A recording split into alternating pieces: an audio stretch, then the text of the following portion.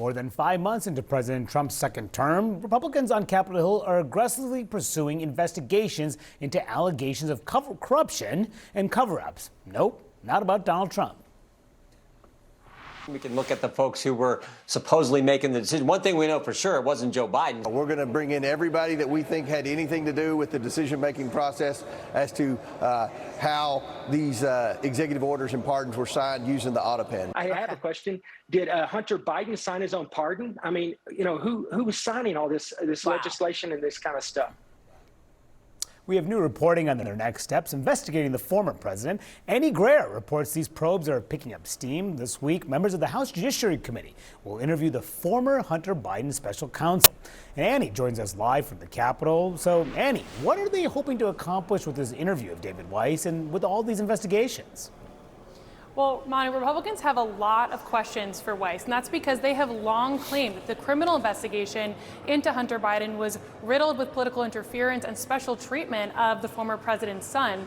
And a lot has happened since Republicans last spoke to Weiss 2 years ago. Former President Biden pardoned his son, and the criminal charges against Hunter have been dropped. So just the fact that this interview has been scheduled for this Friday shows that there is new momentum on Capitol Hill to revisit these investigations now that we are in a Republican-led Washington. Now, separately, House Oversight Chair James Comer is renewing his investigation into former President Biden's decline and the alleged cover-up. He tried to interview Biden's doctor and former key aides right after Biden's disastrous debate performance in 2024, but those interview requests went nowhere. And now Comer tells me all of those witnesses have been in touch with the committee and are in the process of getting those interviews scheduled for as soon as this month. And beyond those interviews, Comer wants to look at the executive orders that Biden signed at the end of his term, as well as the use of the auto pen. Now, Manu, you remember this very well. Last Congress,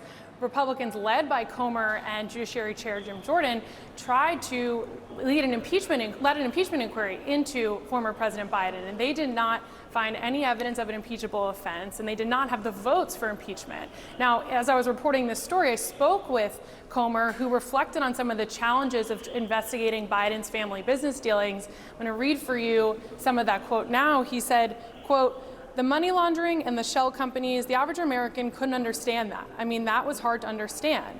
You know, I did not do a good job explaining that." But Manu, Comer tells me now he thinks there's a lot of momentum around this investigation into Biden's decline, and that this time it's going to be different. A very interesting acknowledgement from the Republican chairman of the committee as they were leading that impeachment probe that did not lead to an impeachment vote in the House. Annie Greer, excellent reporting. Thank you so much. And my panel is back. So just to look at the investigation so far, so you see on your screen into Biden allegations of political interference alleged into the Hunter Biden case, the cover-up of Biden's mental fitness, the alleged cover-up, that's what they're looking at, the use of the auto pen, particularly on executive orders. What do you make of this effort? Well, the other key difference from when Comer was trying to rally votes around impeachment and now is that Joe Biden is no longer president of the United States. So it's a very backward-looking exercise, one that will do wonders to enthuse their base and drive up online donations and get President Trump very engaged and excited on Truth Social about the auto pen. No doubt about it.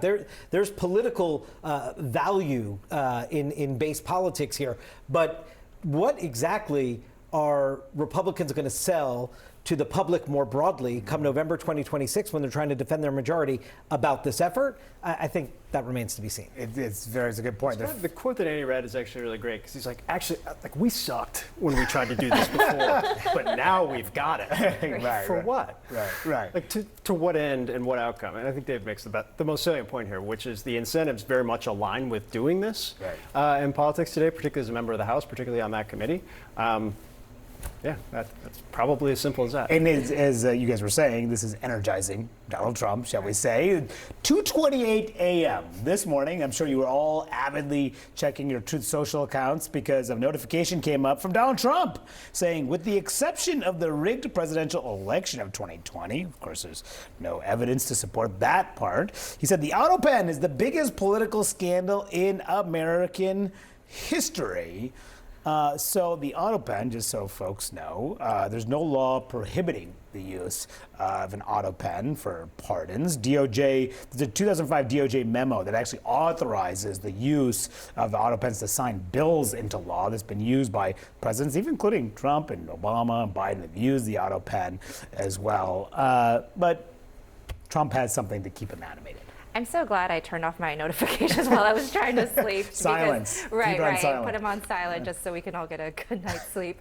But I think part of the reason why Republicans feel this renewed momentum for these Biden investigation is because Trump himself is keeping that momentum alive. I mean, if you listen to the president speak as much as I do and other White House reporters do, there barely goes a public appearance where he doesn't reference the former president in some sort of negative fashion. He blames him for, all issues of the day, whether it's blaming him with no evidence for the war in Ukraine or, somewhat rightly blaming him for, inflation and other matters. So the current president is continued to be fixated on Joe Biden. And that's, again, what's giving momentum and giving fuel to the House Republicans and thinking, yes, we do have the momentum now into continuing these investigations. As they're looking at that, they're also now looking into perhaps other things, is what Democrats are calling for to do investigations. Well, there's a $400 million super luxury jet from Qatar. There was Trump's private dinner for buyers of his crypto meme coin, among a whole host of other issues like the Signal chat as well, the leak of that.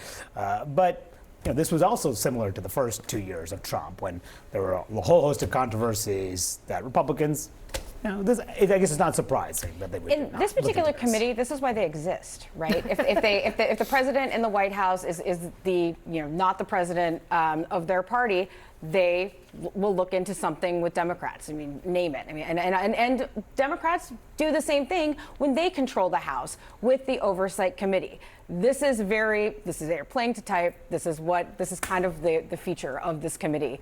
Going back years and years and years. Meantime, the former Biden White House press secretary, Karine Jean-Pierre, just announced that she has a new book coming out. It's going to be called A Look Inside a Broken White House. At least that's part of the title there. You can see that on your screen. She also apparently is telling people that she's not going to she's not a Democrat anymore. She's an independent. What do you make of this? Honestly, I think one of the more interesting elements, given just the sheer amount and volume of news related to that White House, where she was the top spokesperson over the course of the entirety of the period that is being reported on at a high volume right now, is you just haven't heard her name, read her name, heard about her at all. And by the way, I'm not trying to imply anything in that in terms of where she is. I have no idea. What I do think it underscores, and what I think is very well known, is that there was a very close circle of advisors around President Biden. She was not one of them. She was a senior advisor. She had a very public-facing role, and an important one at that. What she saw and what she wants to put in this book related to that, or the broader political system, or the Democratic Party, I have no idea. But I do think it's notable that you just haven't seen her involved in the conversations or any of the stuff that's been reported in the last couple of months. We'll see how much dirt she decides to lay out here. Why do you think I wouldn't expect much. The publisher says in its description that she is writing about the betrayal of the Democratic Party during the 3-week period when Biden had to make the decision to get out of the race. That to me indicates she's going to remain pretty loyal to Joe Biden in this book when I read that, and pretty questioning of the Democratic Party establishment. It just shows you the divide that still lingers after Joe Biden is handling of his final months in office.